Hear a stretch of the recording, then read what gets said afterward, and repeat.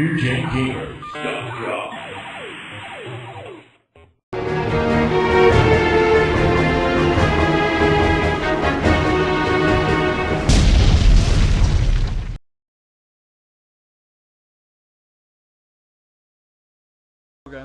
Okay, now we're playing Welcome to Console Wars of the Past. This is the PlayStation era. from NewGenGamers.com. We are playing Legacy of Kain Soul Reaver. Blood Omen Legacy of Kain was done by Silicon Knights, and Soul Reaver 1 is done by Crystal Dynamics. Two fine developers that we highly recommend all of their games, pretty much. Yeah, Silicon Knights went from working on this to moving on to Eternal Darkness, which ended up on the GameCube. Well, they were working on 2 Human as well, which is supposed to come out on the Xbox 360 in 2008. Did you see the heads moving while it was trying to load the game up? Was that not nice? That was cool. Now, you want to explain to us a little bit about this game? Well, currently, you're undead. You've been waiting around in limbo for a couple millennia, waiting to get back into some sort of life. Previous to the limbo, you were a vampire. Now you're a relative soul eater type of creature. Well, that's kind of interesting. I like the creepy aspect of it. And here we go again. This is a game that could have only been brought out on the Sony PlayStation at the time, maybe a Sega console, but would not have been seen on a Nintendo system. Because of the mature themes. They really wanted to shy away from the mature themes, especially after the whole Night Trap disaster with Sega. Yeah, and this was made by Crystal Dynamics, an American company, and, you know, we love this stuff. And I personally like how you look in this game. It's really cool. You would normally see a character like this as an enemy, not usually your hero. Right. The anti-hero. It was the Sony PlayStation, I think, was really the birth of the anti-hero. You started to see it in Sega consoles, but it really took off here in the PlayStation era, where the anti-hero began to emerge even more.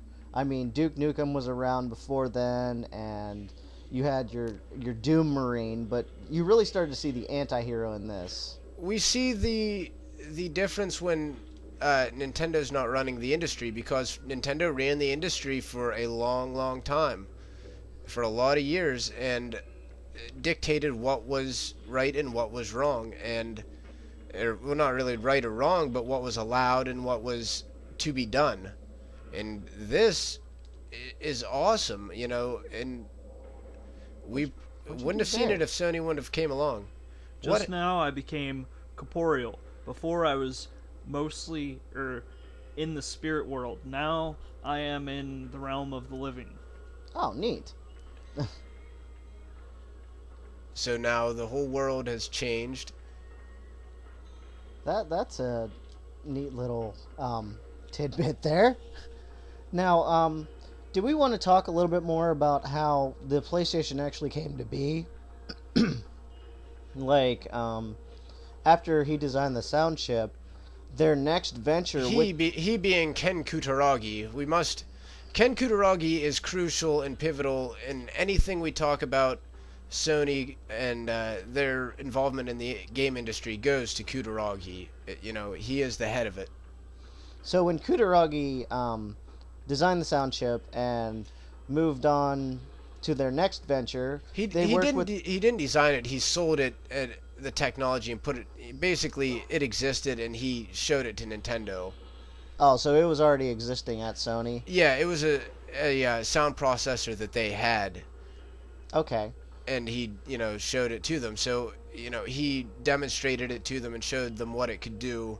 And he's an engineer at heart. And that's how, you know, he really got in with Sony, was through engineering and sound processing. You know, I think he might have been involved in that chip, but, you know, that's what he did, was just worked in the sound unit of Sony. Okay, so he didn't actually design the whole thing. Right. Okay.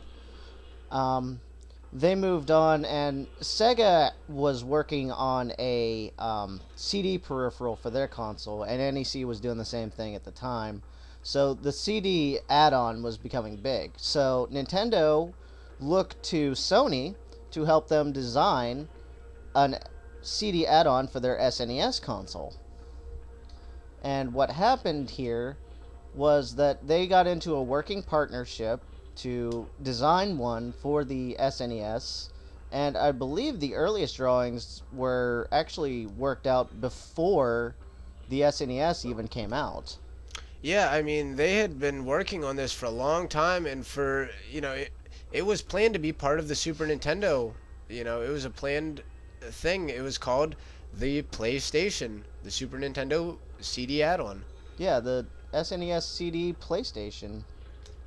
And what they had planned was to announce Sony as their official partner at the Consumer Electronics Show in 1989.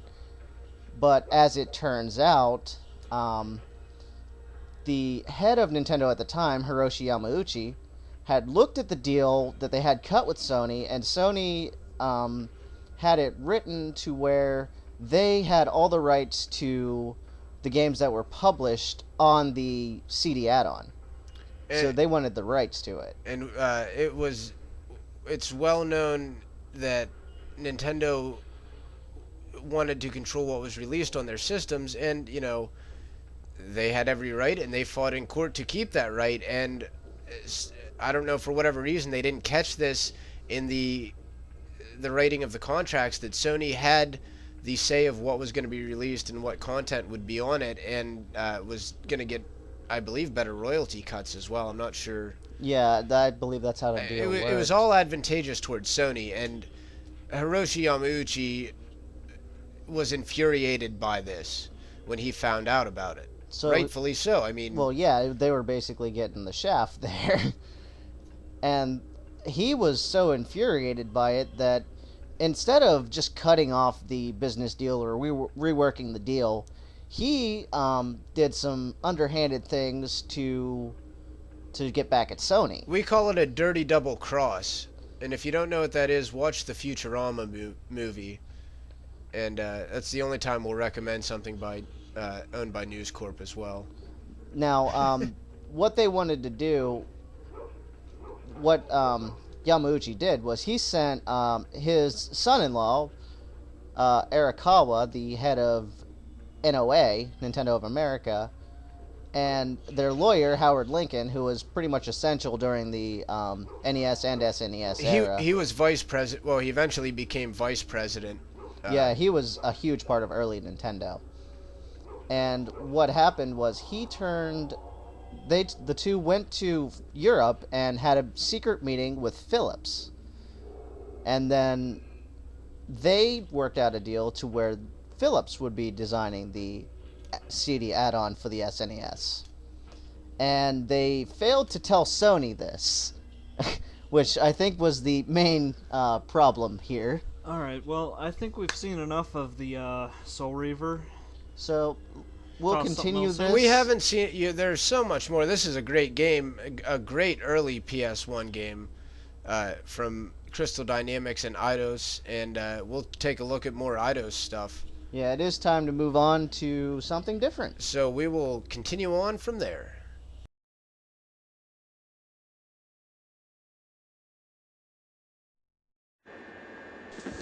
It's my bath time. There's nothing I like more than a good, warm, cozy bath. In fact, I think I'll just turn this heater up a little bit. What a bonehead. But at least he got to keep his soul. Introducing a world where you take more than life. You take the soul. Soul Reaver.